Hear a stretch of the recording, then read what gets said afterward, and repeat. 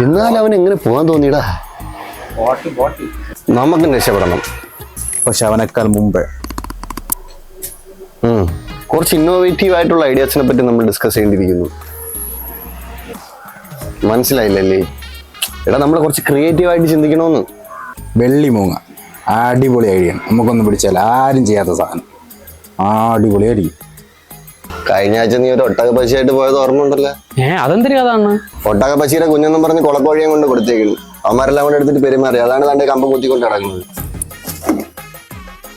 അങ്ങനെയാണെങ്കിൽ എന്റെ കിട്ടില്ല സാധനമുണ്ട്. നല്ല ഇരുതല മുടി. രണ്ടാമത്തെ തലയുടെ പണി നടക്കണായിരിക്കും അല്ലേ?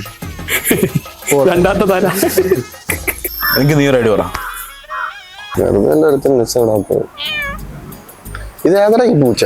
കഴിഞ്ഞ ആഴ്ച നീ കൊടുത്ത ഹസ്കി. അതിപ്പോ അവിടെയാണ് കിടക്കണം. അത് പൂച്ചയായിരുന്നോ? പേര് മാത്രം ഇട്ടാലേ ബ്രീഡ് മാറൂല. നിങ്ങൾ ഈ എലിയും പൂച്ച പിടി വിടുന്നോ? ഞാൻ എന്റെ അച്ഛനെ ജോയിൻ ചെയ്യാൻ പോവാ. പുതിയ ബിസിനസ് MTMA. കഞ്ഞില് എടാ അത് കല്ലുപ്പടാ. ഉപ്പുണ്ടാ അച്ചാർ. മടത്തിൽ മുളകച്ചാർ.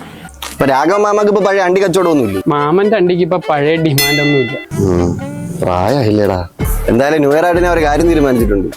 ഈ ഗ്യാങ് വിട്ടു പോകും. അതെന്ത്?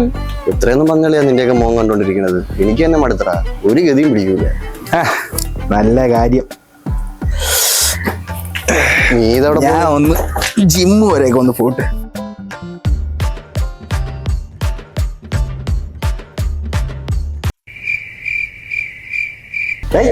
Happy new year.